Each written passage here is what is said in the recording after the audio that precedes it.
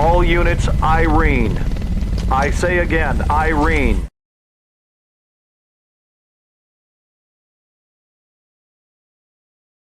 Virginia A. Jacko, President and CEO of Miami Lighthouse for the Blind and Visually Impaired, explains what she learned about vision after losing her sight. EP Magazine's annual Vision, Hearing, and Speech issue addresses ways to improve developmental, academic, and behavioral outcomes for children. Sign up and read for free at www.epmagazine.com. Monotony. It comes in all shapes and sizes.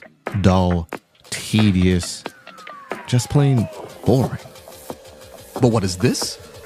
A contender, perhaps? Something unboring by the looks of it. Jabs right at dull, an uppercut to tedium, something that keeps you on your toes, keeps your head on a swivel, a knockout punch to your old, boring workouts. Welcome to Fight Camp.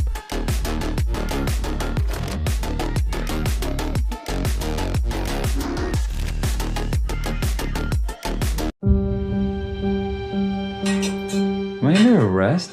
You've assaulted an innocent man in front of his wife and baby girl. Do you remember any of that? Does the defendant have any priors?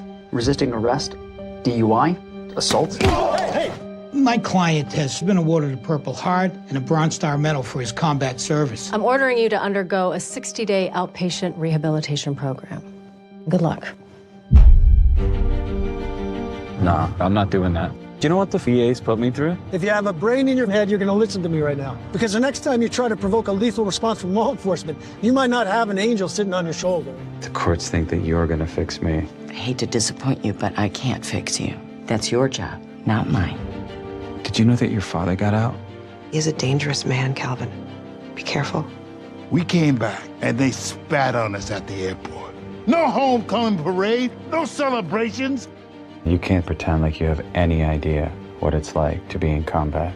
No, but what I do know is this field of work that I've dedicated my life to has helped a lot of people. When you got back, something was different. It wasn't that you'd changed. You'd been replaced. You lose your morality when you go to war. And the hard part is coming back to a civilian society that doesn't have any idea what's going on in your head. It's hard to believe my enemy is the man I used to be. I bet you wonder, where's my tribe? And I ain't talking about no friendship neither. I'm talking about brotherhood. What is it that you truly want, Calvin? I just want to wake up in the morning and feel something. My pain is relative, son. Sometimes we gotta fall apart to find ourselves all over again.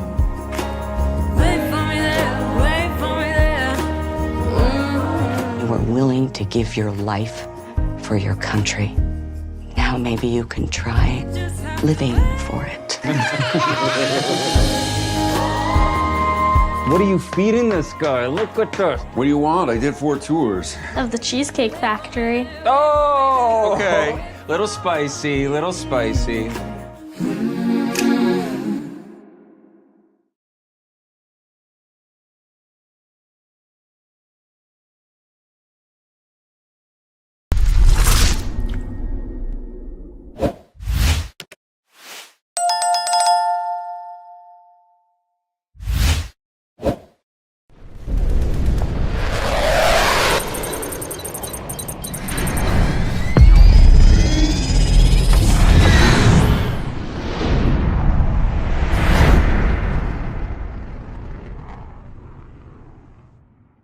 The movie, music, news, television promos, trailers, and videos used by Oscar Mike Radio are protected by the Fair Use Act. Section 107 of the Copyright Act. 1. The purpose and character of the use, including whether such use is of commercial nature or is for non-profit educational purposes. 2. The nature of the copyrighted work. 3. The amount and substantiality of the portion used in relation to the copyrighted work as a whole. 4. The effect of the use upon the potential market for or value of the copyrighted work. I joined the military to be a part of something bigger, and solving complex problems was part of the job. But when it came to my mental health, I had no clue where to start. Thankfully, you didn't need to figure it out alone. If the veteran in your life life is having a hard time, you can be the one to offer help. VA has resources like family education about mental health challenges, couples therapy, and parenting courses, so you can help your veteran build a brighter future. Learn more about resources available at mentalhealth.va.gov/families.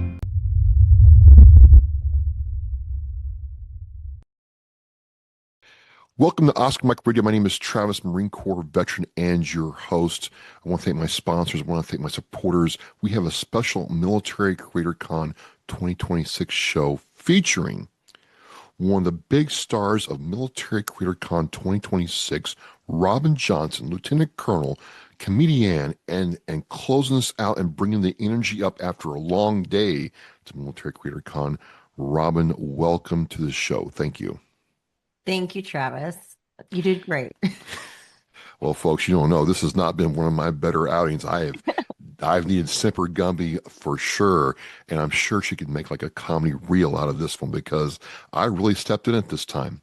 But it's all good because you're a trooper, man, and you're coming to Military Creator Con to kind of like bring us up after a long day. And before we get into all that good stuff, kind of tell us, what did you do in the Army, and then how'd you get into comedy? Oh, yes. I joined the Army when I was 17. So I was enlisted first.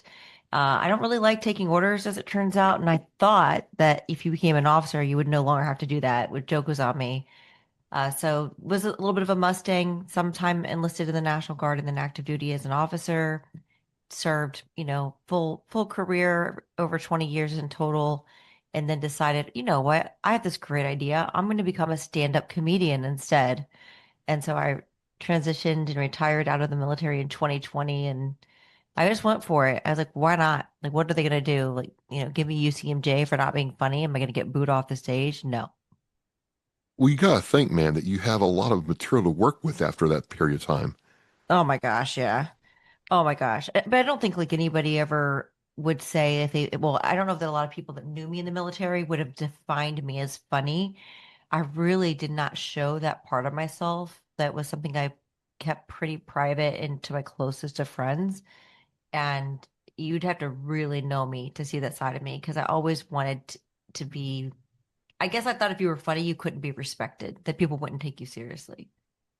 But to coin a phrase, laughter truly is the best medicine. I know, but I mean, think about it. I'm 5'3". I'm a female, right? I'm already having to work hard to earn the respect and the command presence that comes so naturally to my male counterparts. And so to also be silly and make a lot of jokes, it just doesn't, that in my mind at the time didn't seem like it fit. Now that I'm more secure in who I am, and I've been out of the military a while, and I've been in corporate America, I actually know that this is a superpower, and this actually makes me a far better leader than if I didn't have a sense of humor. But, in the late 90s, early 2000s, I didn't see it that way. Okay, fair enough. But just Yeah. in the corporate sense, I can tell you that when management delivers the medicine with a bit of laughter and humor, it's a lot easier to swallow than when it's just delivered with, cod liver oil or something of that nature. So I get it. Yeah. I get it. But you do this and you have to transition to a different mindset. What was that mindset going from being a lieutenant colonel, and getting and needing that respect to now being able to be what it sounds like Robin's authentic self? Well, I'm a Gemini, so I think I've always had this dichotomy of like two people, and I've also been had a bit of an alter ego, right? Like I've had like Lieutenant Colonel Johnson and then Robin. And again, my closest friends knew who I was underneath the facade and layers of rank and uniform and blah, blah, blah, blah. But I think actually the military prepared me for comedy really well. One, it takes a hell of a lot of guts to get on stage and put yourself out there like that. So to have courage and presence, whether you're briefing QTB or some sort of general officer or your brigade commander on a plan, the ability to be articulate and communicate a thought in and of itself is one thing. And then two, just the access I had to being around people and being human and interacting with so many different types of diverse personalities and backgrounds gave me a lot of foundation for my material because I would be able to build jokes and stories about characters that actually I serve with. It also gave me a lens of dark humor and an appreciation for like when you really need it and when it's when sometimes it might be right on that line of like it's a little edgy, but it's not too terrible. And then on so I do think, and also the discipline and work ethic. I don't know that there are very many professions as more challenging as comedy because you don't get paid a lot of money. It's extremely high risk in the sense of what you're going to get back. And you know, you're just grinding hard. Like you're just working all the time to write new material to put yourself out there. So I definitely think that was I needed the military to get to this part of my life. I also needed the Army retirement pay because I don't think I could have made it as a comedian had I not had my retirement and VA disability to fall back on. There's no way. I mean, that's why when you go to comedy shows, so many starting comedians are like bartenders, servers, Uber drivers. I mean, tell me how many times you've been in an Uber and they're like, yeah, well, I'm a stand-up comedian, but I'm also an Uber driver. It's happened. It's happened, and Yeah. you know, you get the impression they're all like Dave Chappelle or Bill Burr, No. where they just walk on the stage and they're funny, and it's no effort at all. No, it takes years. And I was actually lucky enough to kind of, I felt like I mean, I'm still growing. I'm not, I'm not famous. No one's heard of me. I think I have like 6,000 Instagram followers or something. But I made a decision pretty early on that I did not have an ambition to be a famous comedian, to have a Netflix special or anything like that. My mission was I wanted to help people, period. Um, and so if I did that, and I felt, well, let me back up. I felt like I could do that more by having a platform that was more about education, a blend of comedy and entertainment and education all in one versus just being a pure stand-up. And Is that that's a rare thing. Most comedians just want to be famous and they want to have their name in lights. is that where the Best Medicine Brigade comes in?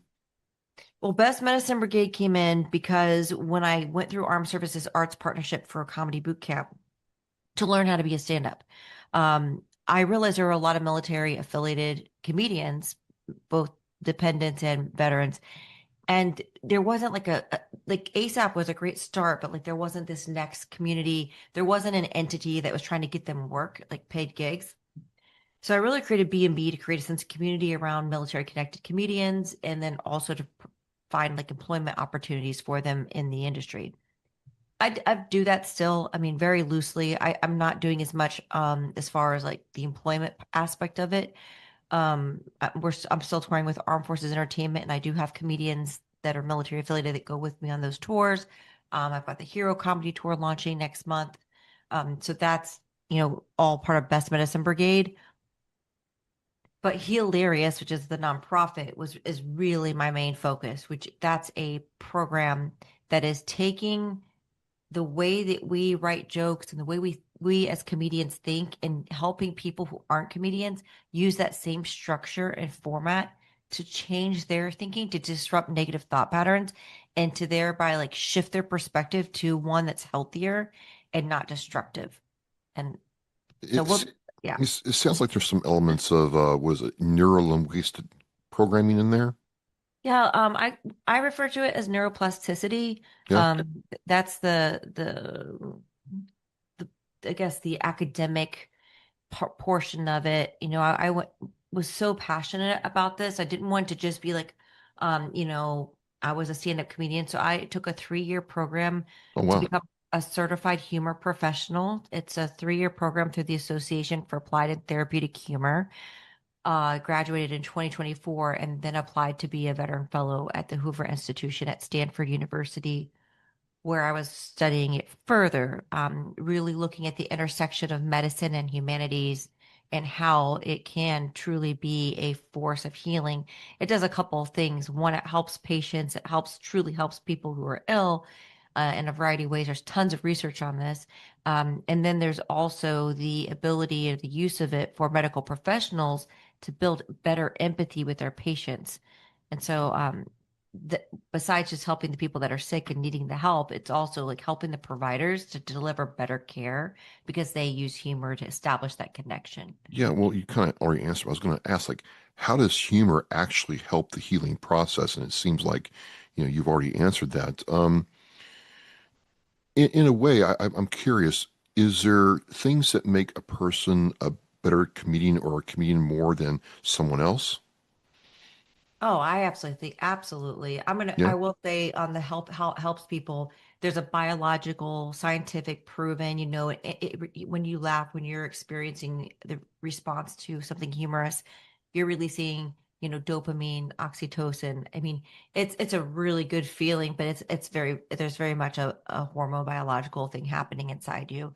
And then the other part is just being able to shift your perspective, to be able to see the world differently through a joke is brilliant. That's why it's the punchline, because the punchline is a surprise. You don't see it coming in that aha moment. You're like, oh yeah. And if you can see that different, you can see your situation differently. Um, things you ask things that are make you a better comedian. I'd say one, empathy.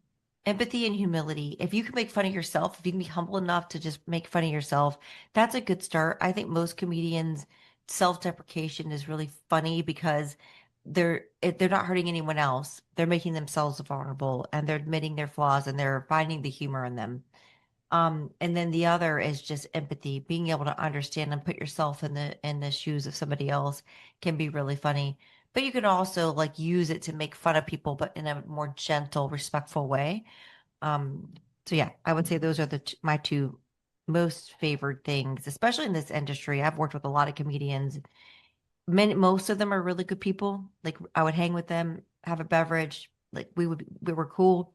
But there's some who I don't even want to be in the same room as, like anywhere else, like any other sure, industry, right? sure.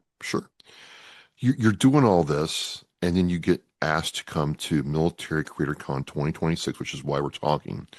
What was it about the convention, the creator aspect that drew you to wanting to say yes and come entertain us and bring our energy up?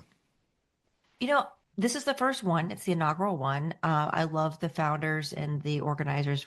Just personally, they're amazing human beings, and I was really excited that they asked because I love their vision and I know they're always going to deliver great things. But really, I've been to a lot of conferences, and this one just stood out as being different in that it was going to really establish community and have subject matter experts in there that are all about creating positive content. I just think that like there's a lot out there, there's a lot of noise, but this is more about like cutting through the noise and doing something really powerful and doing it with the support of other military connected in your broader community. So that's it. Plus, of course, it's in Dallas, well, Arlington, Texas. And I was like, I love that area. I couldn't think of a better place. It's like midway through the US to bring everyone together. So I'm excited to come. I just want to sing from the top of my lungs that Beyonce song of This Ain't Texas. Anyway. Are you from Texas? No, but I just like that area. I would move there. I actually would move to the Arlington, Dallas area for sure. I've been through there a lot, and I can't believe how much has changed. Surprise, surprise. But I tell people where I'm from, I'm in the Boston area. I'm like, oh, Boston's so big. I'm like, no, Boston's not that big. Not till you get on the 635, and it's Right. 5 lanes each way. That's big. Yeah. Fort Worth is big. Yeah. Good So memories there. you're going to come and entertain us. And it is about creators. I'm presenting there about my subject, and which is community access TV and how you can use that. And there's real value people coming. Like it's not just, hey, I do a show, I do this, right? Here's what I do, and here's how it can help you out. And I really like that aspect of the whole ecosystem. People don't necessarily pursue comedy. Some people, I understand, just find it by accident. They're the funny kid in the class. They're the person that can make anybody laugh at any time. But one of the things that's interested me is I understand that it takes real energy to shut off the outside world, get on stage when you take the mic, and be funny for that 45-minute period of time. Is that true? Is there a switch you got to turn on, Robin, to be funny, or is it just something you're naturally good at all the time? Oh no. I'm a very serious person. Some people will talk to me. I've had people talk to me for an hour and go, "You're a comedian? I would have never thought you're so serious." There's definitely a switch. I also have a social battery because being a comedian requires you to be extremely present and connected to that audience, like just really immersed into it. You can't get your mind distracted for 1 second. You got to be there and quick and responsive. It is very, very, it's like watching an infant or a toddler run around. You cannot take your eyes off of them for 1 second. So yeah, it does take a lot. It's exhausting sometimes. Like I've done a couple weekends where I've done 2 shows a night, Friday, Saturday, Sunday, so 6 shows. And by the last show on Sunday, I just want to like fall over. It's a lot. It's a lot.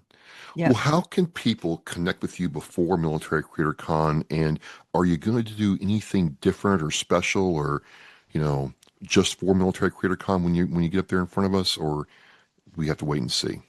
Well, I'm speaking on Saturday morning. So I'm doing a short keynote Saturday morning, and then I'm performing comedy at the closeout event at the Speakeasy event. And I just published tickets. If you're not coming to the conference, which I hope you are coming to the conference, but if you're not able to come to the whole conference, but you want to come to the comedy show, there are tickets for $75. That includes your food, some cocktails, and then an after party, and of course the show.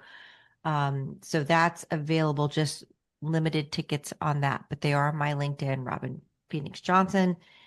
But yeah, it's going to be special. I always tailor my content to the audience. So what I'll end up doing, I'll do my traditional 25-minute keynote where I'm going to talk about some of the techniques and tools that I use as a performer in comedy and how you can use that as well in your own content creation.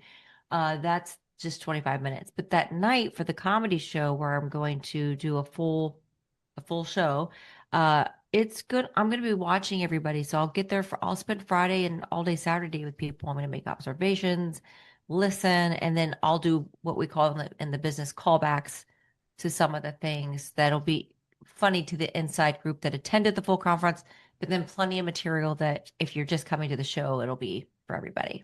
Nice. Yeah. Well, you are certainly Oscar Mike. You're certainly on the move all the time, as I understand, and I appreciate you taking time out of your busy schedule to talk with me. I can't wait to meet you in person. I can't wait to have some laughs. You certainly, have freedom to have some laughs at my expense because I was all over the place today. Not really, I don't know. Anyway, we made it work. Thank you for being Super Gumby, and I'll see you soon. All right, see you soon. Folks, there she is, Robin Johnson, with the Best Medicine Brigade, making us heal with humor. We'll see her at Military Creator Con. Robin, thank you very much. And as we say, we are mission in flight. Every generation, every sacrifice. Our nation's service members have stood up for our freedom, our families, and our future. Now it's our turn to stand up for them. This year, you can honor their service in a deeply personal way by sponsoring a $17 Veterans Wreath. Each wreath is more than a symbol. It's a heartfelt tribute to the heroes who served and to the families who carry their legacy. Visit wreathsacrossamerica.org to sponsor a wreath today. This isn't just a wreath. It's a personal gift to an American hero. Thank you for listening and watching Oscar Mike Radio, where our active duty service members and veterans are in action and the mission is in flight. Oscar Mike Radio is for a veteran or know a veteran who needs help. Please dial 988 and press 1 for the Veterans Crisis Line.